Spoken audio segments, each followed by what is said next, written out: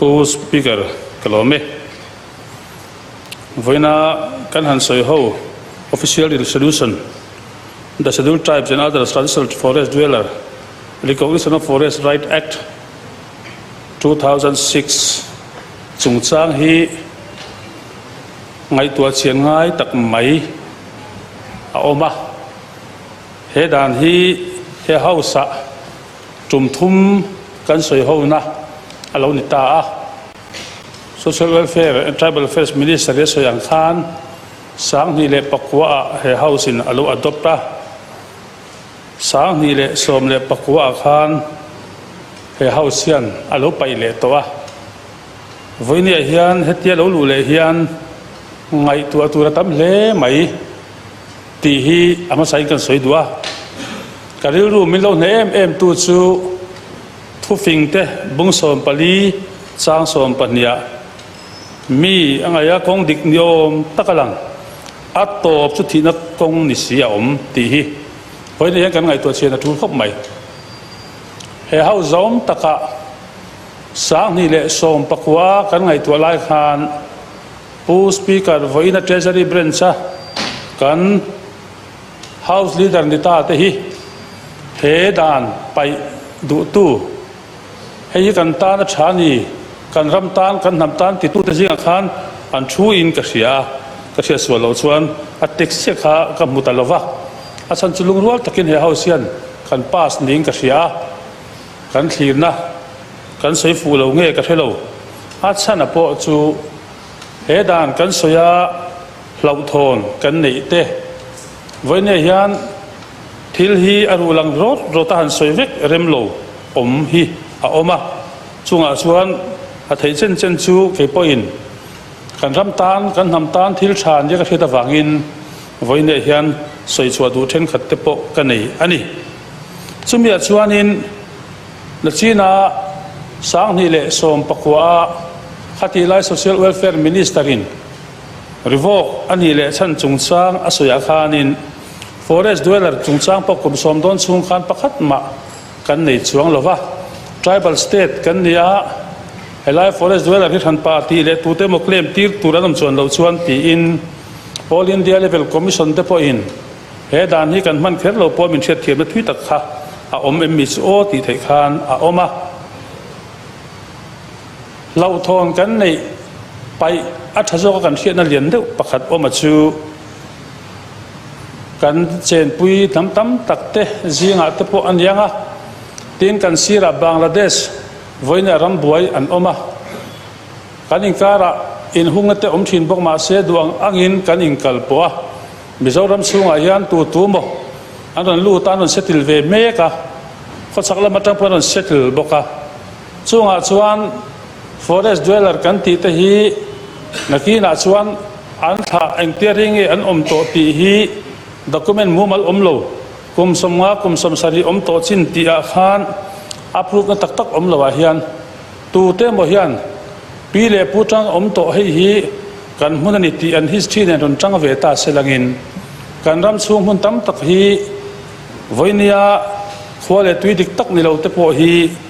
ram kan pek na adi thengem adot le chuan voina unauthorized village kan ti lad te pon chuak turati tam tak te hi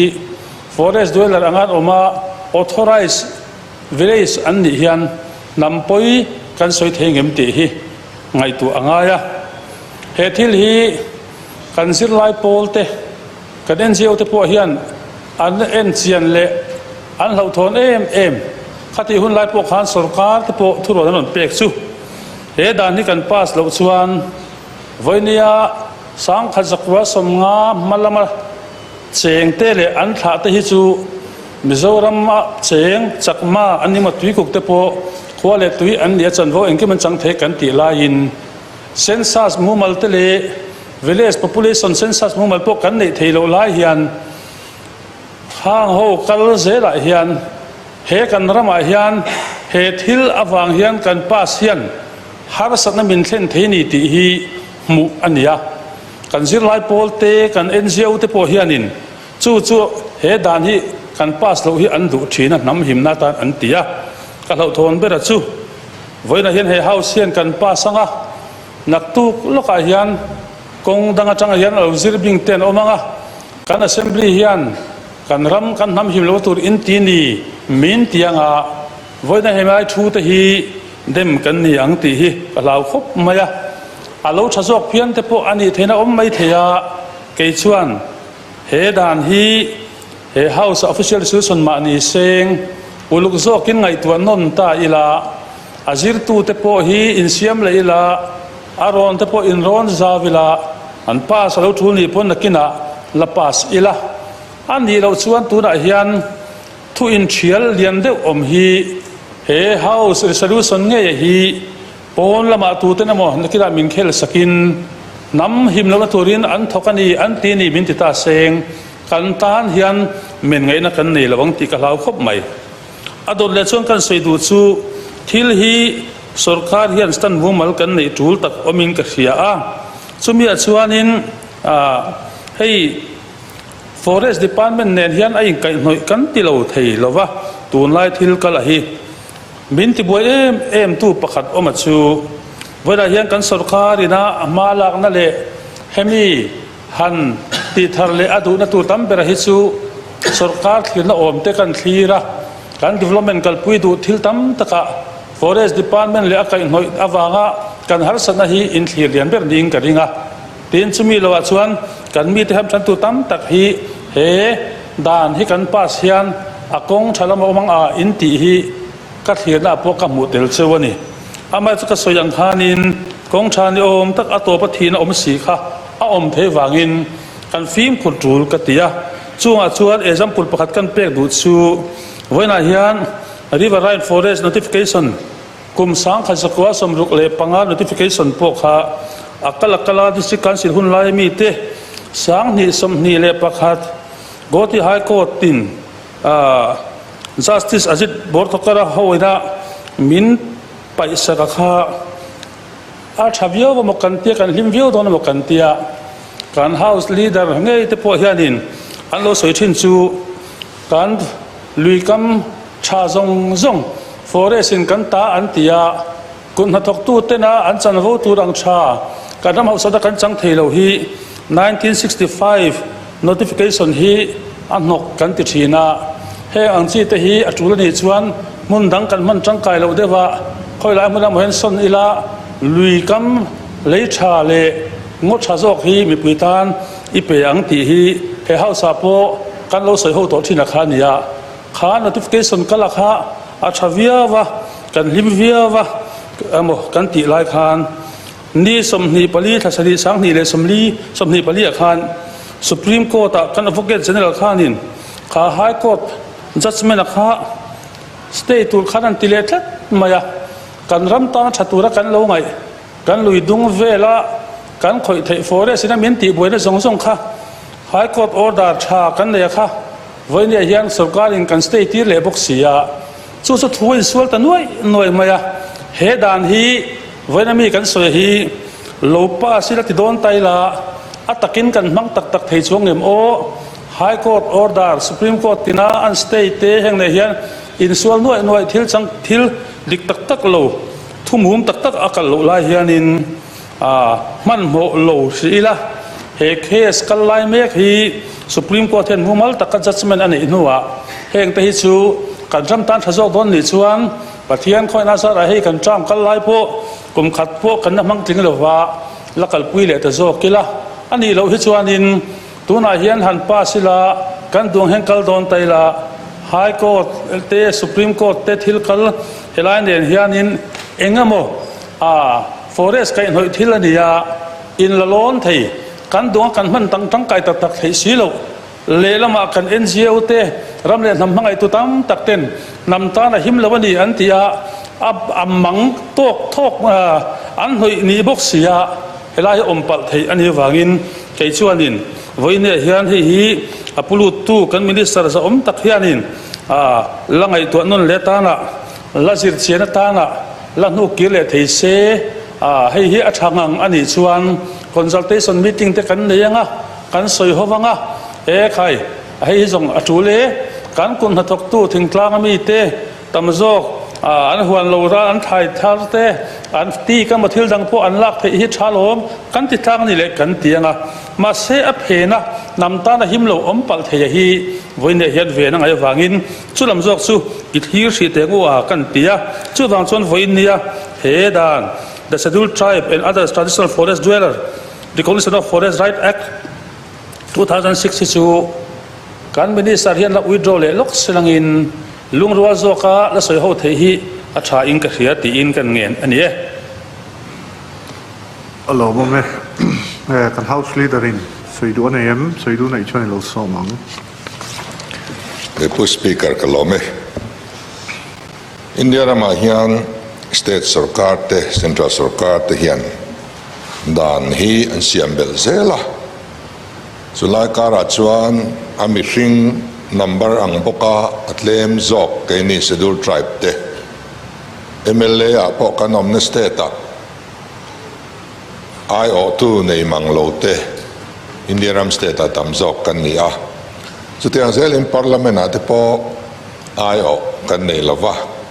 ke ni kan ram pumin tu na hian pakhat IO kan nei chau ania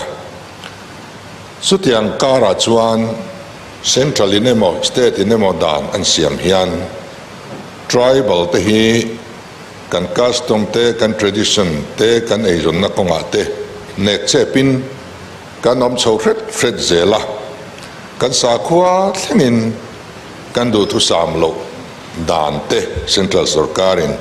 apas china kan tlang vek ani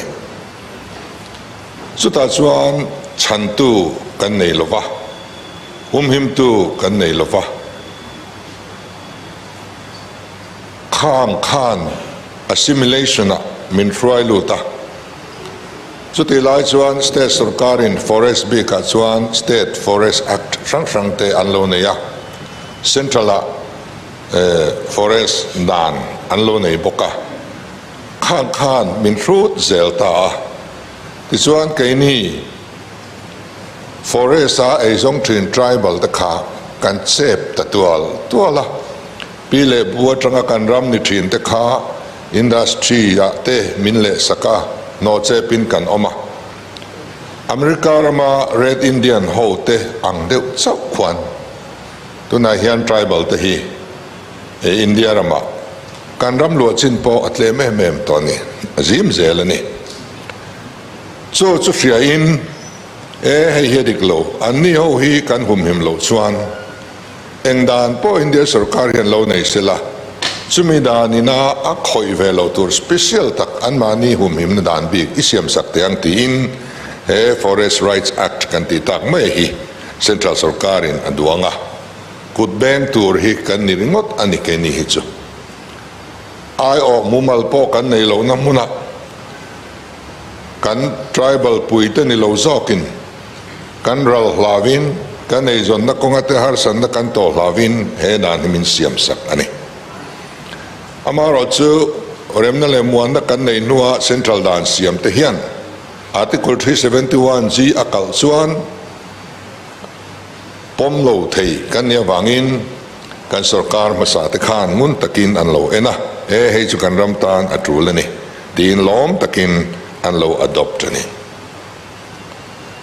chumin huwa chuan adopt tu sarkar tho khanin an pai le ta a pai don hian in ron na engma om lo ani any party hian house sunga le pona he dan pai le ani hi kan pompui ngai reng lova kan opposition leader khan riat sual ani karinga trong kam point kan soi thina ziak point kan da tun trum election a po hian kan manifesto hei hi kan da le leng ti hi Speaker, point of order. Kha adopt tu kha Congress ania apai tu kha MNF ani. Ka riat sual ani chu ma sengin anwa lo om so zel khan MNF sor pakar po khan atui pui hle a ti chuan puthang te Forest Minister ni lai khan pudu hian min ho ve te se mi chung chang a hian ane tui zong ani boka atia min soma min som chang chuan katel pui ve thina ta chuan India rama he dan thar lo chuak khan kutan benga Rajasthan ate Gujarat ate Muntran Rana Khang traditional forest dwellers ho tribal ho lo zalenta anei zon naram ne che pom le chu sak me ka om ten sarkar khiat pui thap ya pas te ne ya ram an han nei le te kha an lom ema alom nani an siama chief minister ho ten an lom ni ten state dang neng ting nge an ti kha khati lai khan zir ania ti chuan Tripura kwan 70% an achieve to ti thong kan ria chutia ni chuan Tripura tang chuan zirve tur ani chumole kan tia puthang te khanin official ho Tripura zuk zir tur aditela pudua hian ho ro se ati nge ya ti chuan team leader a min ruat ani amaro churo kholna awangin ke chu kakal thei talova alo ho te point report thatak an thelu tani ma seng kha implement tak kha om talova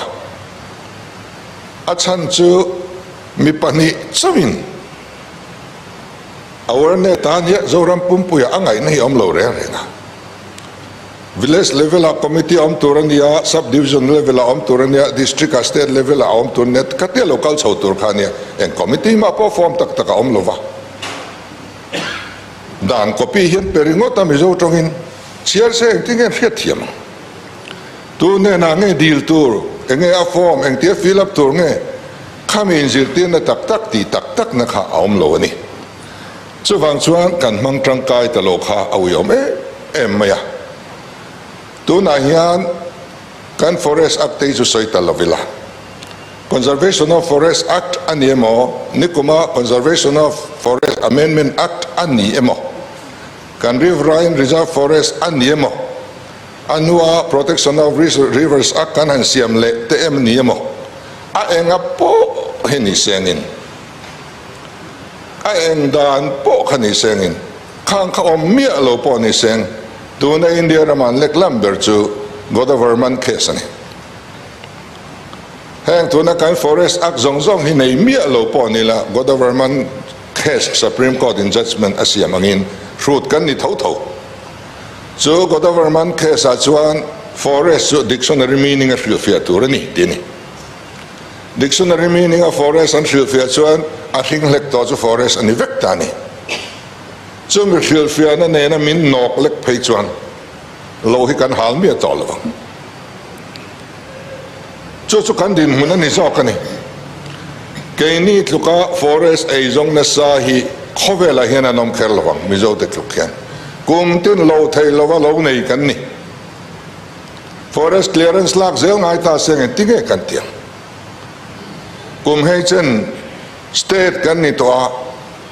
thingtlang lo nei lo thei din huna kan la da bok si lova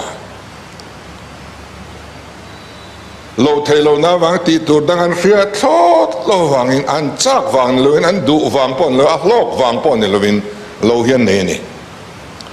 chu wangin government case ang hian fruit kan ni meka abinga in hum him na kan nei lo chuan lo number po hi kan pot thei lo mai don ti hi thil chiang tak ani